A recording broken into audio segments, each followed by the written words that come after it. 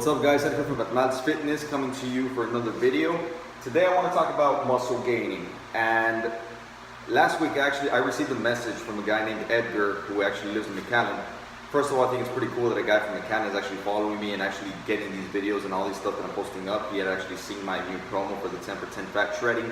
So I thought that was pretty cool that I got all the way out there. So Edgar, thank you for contacting me. And your question was, what can be one of the main reasons of why people stop gaining muscle, right? So I decided to share that question on my Facebook, my news feed, and I got some responses. Most of the responses were food, nutrition, right? The intake and stuff like that. But you guys aren't wrong. That is actually one of the biggest reasons why people do not grow.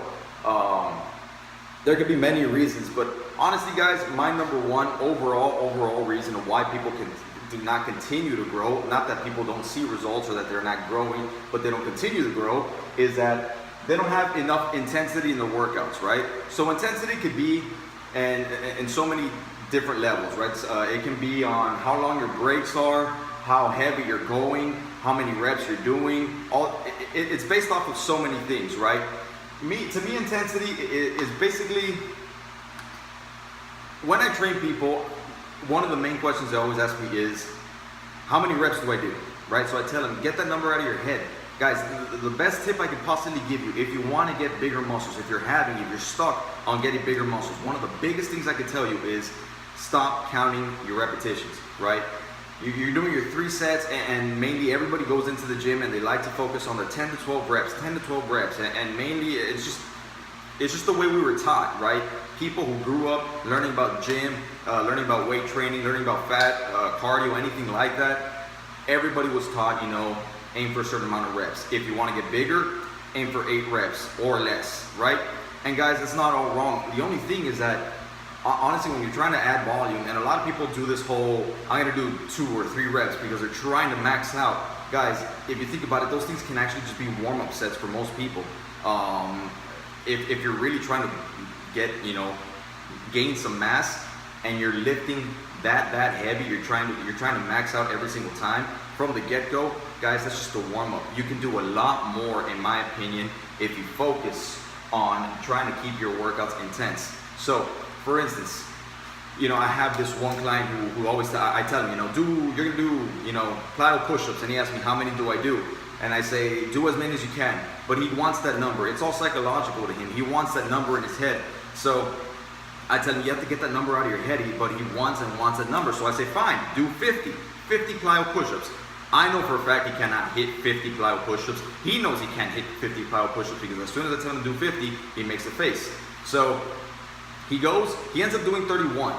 So imagine if I would have told him, you're gonna do 15 plyo push-ups. He would have stopped his first set at 15 plyo push-ups. He actually did 31 the first set, right? Second time around, he did 26. The third time around, he did 22. So if I would have stopped him in all 3 sets at 15 reps, he's actually cutting his intensity short. He could have done a lot more. So actually, I trained somebody this morning and I told him that we're gonna be doing some intensity sets, right? So here's an example of what I'm talking about. Push up with the pecs, There you go. Breathe through it. Breathe.